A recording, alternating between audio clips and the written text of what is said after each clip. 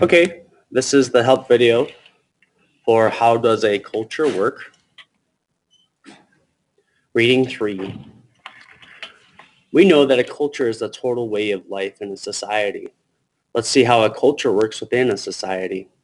Every culture is made up of two parts. One part is the material culture, the things a society makes and uses.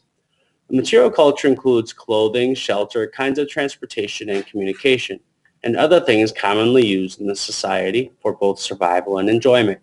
The material culture also includes the tools, machines, and knowledge of how to make things. This knowledge is called technology. The other part is the non-material culture, which includes society's ideas and values. Okay, so think of material culture as being things or things you can touch or taste, smell, anything with your senses. The other part is the non-material culture, which includes the society's ideas and values. You can't taste and touch ideas and values. A society's rules of behavior or norms are part of the non-material culture. The three types of norms are folkways, mores, and laws.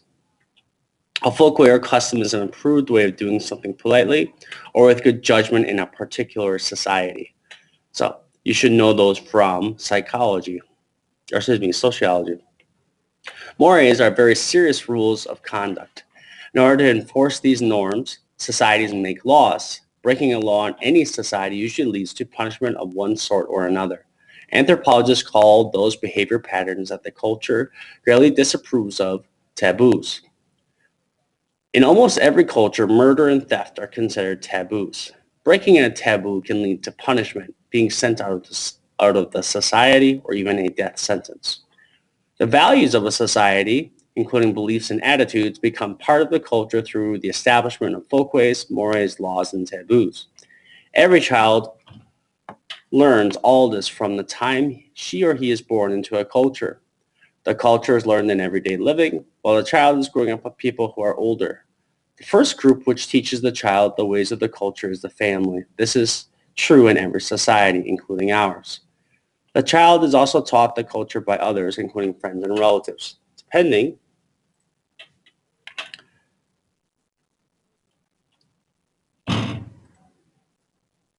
on the culture. The relatives may be a part of the family unit, living with the child's mother and father. In some societies, such as ours, the child continues his or her education in formal schools. Religion, which is found in every culture, also plays a big part in teaching the child about the culture. This whole process of enculturation, again, remember enculturation and learning the rules of society, teaches the child the culture and the roles one must play in the culture. We have seen that all cultures change. No culture ever remains exactly the same for long periods of time. Look at examples of this in the pictures in experiment 5D, page 210. We're not going to do that now. Change in a culture does happen, but how? There are many ways in which cultures change. These three significant ways cultures change are by invention, innovation, and cultural diffusion. You need to know these. You know that an invention is a new idea about how something can be made or done. So again, when you're making something new, perhaps a light bulb, perhaps when the computer was first invented or the printing press was first invented, that's an invention. And innovation is an improvement in a culture's technology. So if you were to make a better light bulb or a better iPhone, that would be an innovation. Okay? New ideas, invention, changing an idea and making it better, improving it is innovation. All right. Many inventions and innovations are important because they satisfy a need of the culture. Throughout the history of the human race, such inventions as the wheel, the calendar, gunpowder, and the printing press have satisfied needs of society. Can you explain how? Once the inventions were accepted, great changes took place in society. Can you imagine what our culture would be like if those four inventions had never been thought of and developed?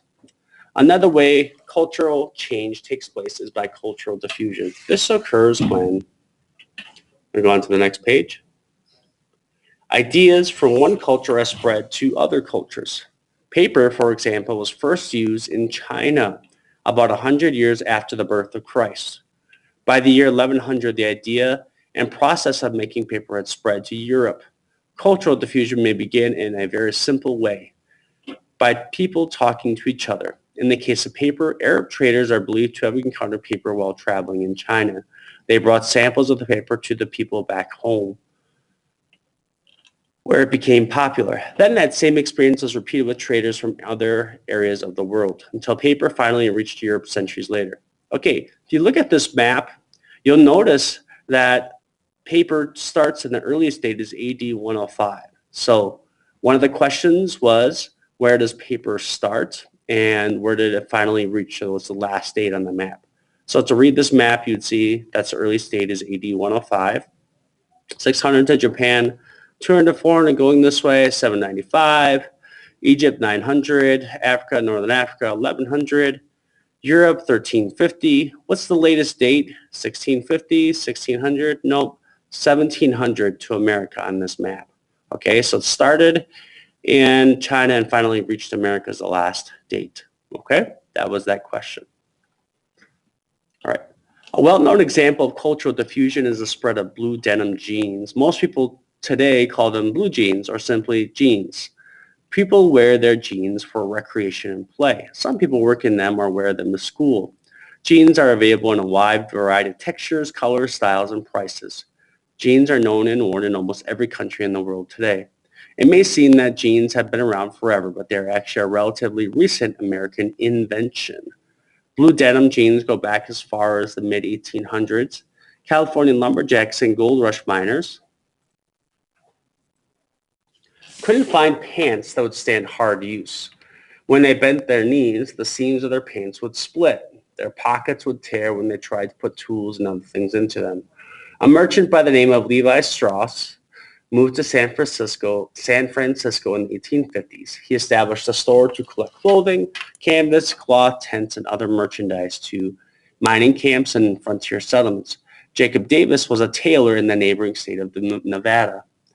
In 1870, Davis and Strauss discovered a way to make life a little easier for lumberjacks, miners, and other frontier workers. They used Strauss's tough canvas cloth to make pants that would be strong and hold up well, even under the worst conditions. To make the pockets stronger, they pounded copper rivets into the corners of the front and back pockets. To prevent the seams from splitting, they double-stitched them. The following year, Strauss and Davis began making their pants from a French fabric called denim. This word denim comes from the French words Denimes, meaning from Nimes, a town in France. Denim jeans were a tremendous hit. Between 1875 and 1900, blue denim jeans became the most popular of all clothing for workers in the West. When Western movies in the 1930s showed John Wayne and other movie stars wearing jeans, the popularity of blue jeans skyrocketed from coast to coast. Suddenly, jeans were considered more than just work clothes. During World War II, American soldiers took their jeans along with them to Europe. The Europeans saw them wearing jeans during their off-duty hours, and blue jeans have been popular in Europe ever since. In the 1960s and early 70s, blue jeans became a symbol of students who protested against the Vietnam War. Many Americans continued to wear jeans because they were comfortable and they last for years. In the 1980s, top designers created high-priced, high-fashion jeans. Jeans have been acculturated into the lifestyles of people of all ages all over the world. By the early 1990s, more than 1 million jeans were sold every year worldwide. Jeans, American music, and movies, these are all enjoyed today by people in every part of our planet. All are examples of the spread of American culture through the process of diffusion. Diffusion of ideas and things from culture to culture is much faster today than ever before. It took the invention of paper over 1,000 years to be diffused from China to Europe. Today, information about new ideas can travel that same distance in a few seconds. The use of satellites, computers, and other modern technologies make it all possible. In reading 2, What is Culture?, there's a discussion of culture traits. Culture traits are small parts of a culture. Some culture traits fit together in meaningful groups called culture patterns. For example, the idea in our society that work is good has led to the idea that it's good to work for a living. Working for a living is a culture trait. In some societies, the burden of survival is not put entirely on the individual. Groups of people work together to finish their needs and wants.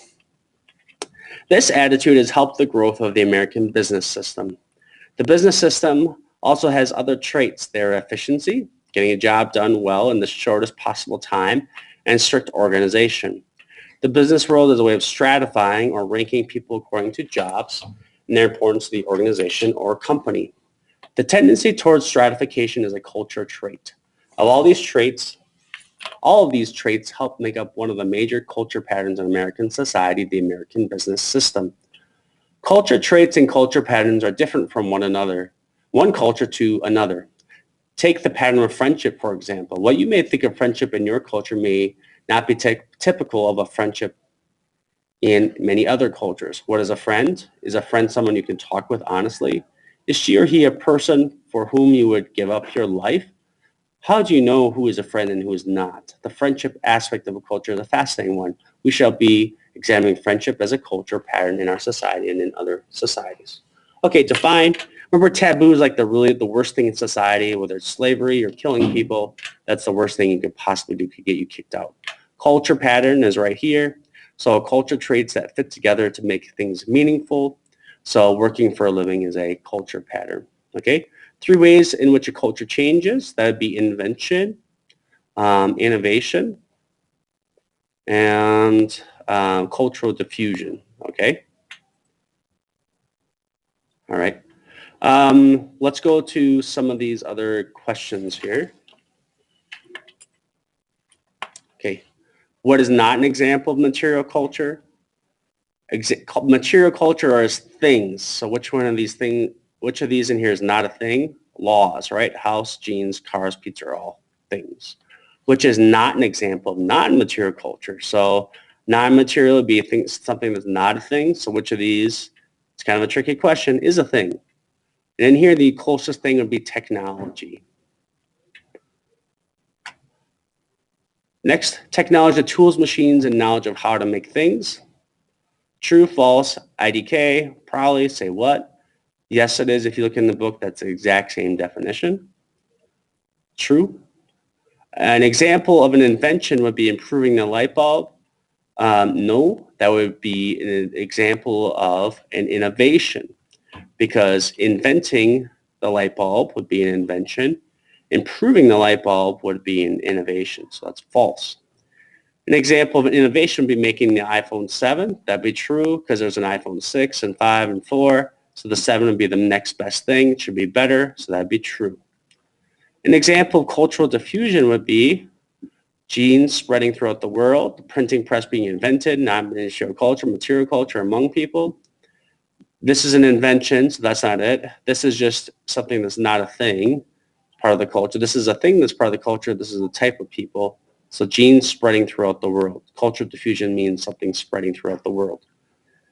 Look at that map on page 220. Paper making started in what place and took the longest to spread to what place. And I went over that earlier in the video. Okay, that's it for today.